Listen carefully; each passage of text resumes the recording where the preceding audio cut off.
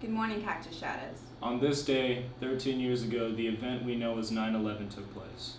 In place of the morning announcements being played today, we will instead be showing a remembrance video of the tragedy that took place on September 11th, and a reminder of the lives we all have that should never be taken for granted. Please join us in taking time throughout this day to give our full respect for all the men and women whose lives were unexpectedly taken from the world that day.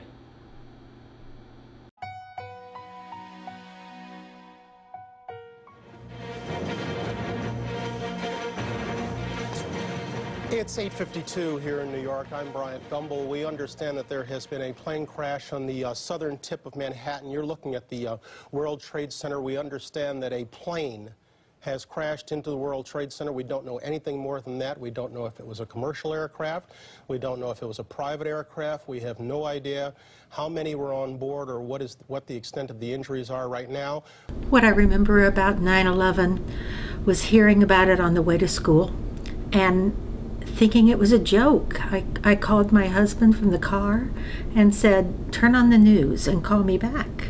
What I remember about 9/11 was that I was having breakfast with my mother-in-law that morning, and one plane had already hit the tower, and then we saw on the news where the second plane hit.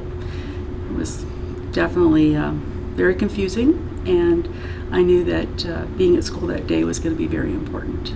What I remember about 9/11, I was in college at the time. I was in a classroom, and I remember the teacher telling us about the news and just really remember being in shock. It was really something that no one believed could happen.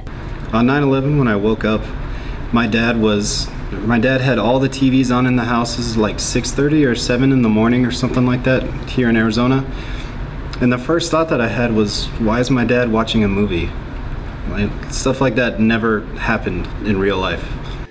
The Federal Aviation Administration has actually gone even further than it did a few minutes ago. It was asking all planes not to take off. Now the FAA has ordered all aircraft currently in the air over the United States to land at the nearest airport.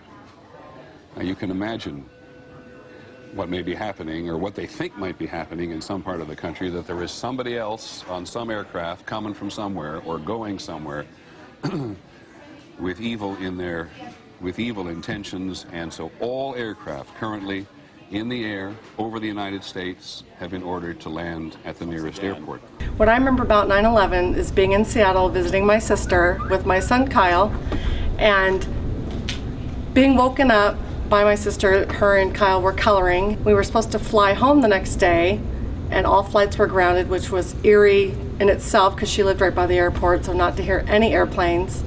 And then having to fly on Friday when it got lifted was pretty scary. The airport was packed. We waited about 4 hours, and everybody was really scared to get on an airplane.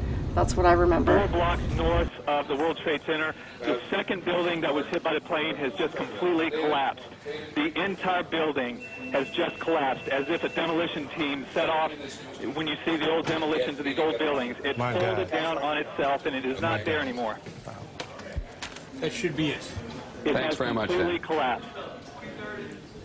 The whole side has collapsed? The whole building has collapsed.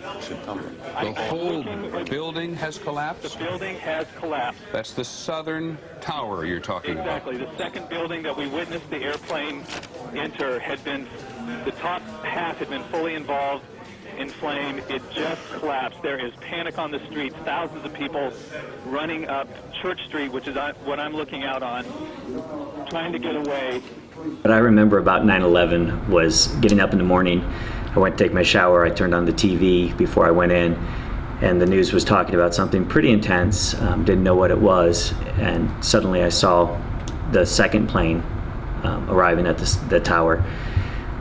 Got to school, and we pulled all the kids into one room, did a big team meeting. We had one of our students that was, his mother served for American Express, and she was in the first tower when she was on a plane that morning, so we weren't sure whether or not she was okay, and that was pretty dramatic for us.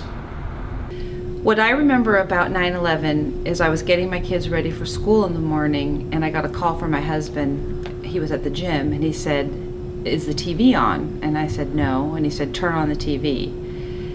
And I turned on the TV, and I couldn't believe what I was seeing. I thought it was not real. It couldn't possibly be happening, seeing this airplane flying into the side of these buildings. And I'll never forget that. I'll never forget that.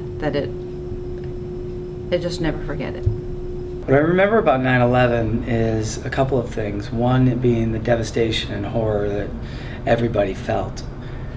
But the positive that came out of it was the unity that the country had under the president and the leadership of the president at the time.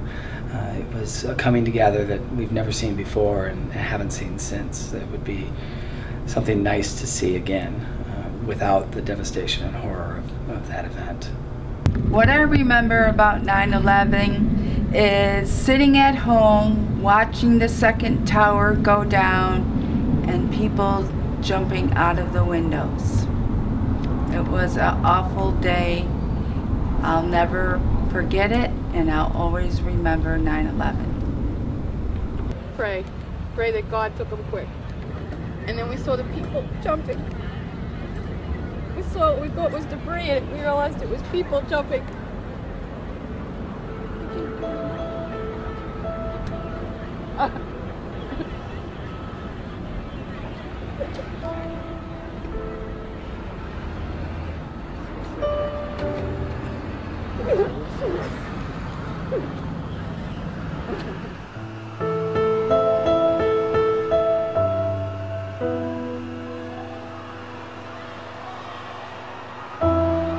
Because it dawned on me about the time I was getting to school that my daughter, who worked in Lower Manhattan, could have been involved. We didn't know. And it was 7 o'clock that night before she finally walked home across the Queensboro Bridge and was able to call us, since the lines were so busy. I think it was the most scared I have ever been. I remember waking up to my dad calling me and telling me to turn on the TV. He said this day would change history forever. What I remember about September 11th, 2001 was that it was the second day ever of teaching for me. Students had just gone off to PE because I was teaching middle school, and a substitute teacher across the hall had CNN News on, and the first airplane had just crashed into the building. And it looked surreal. I thought maybe it was a commercial. Couldn't really imagine that that was actually happening. And right as the students were coming back, the second airplane crashed into the building. And it was left to me to explain to them what actually was happening at the time. It was very surreal and very awful. Every time you say that, I keep thinking of how we are told time and time and time again by the Pentagon and by the State Department that they know something's going on in the world today. They seem to have the problem at the North Tower, Peter. Let's look at the North Tower quickly, seems to be coming down.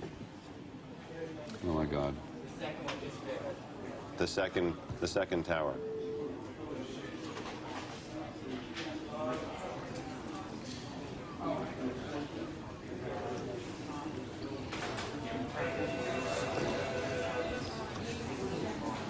It's hard to put it into words, and maybe one doesn't need to.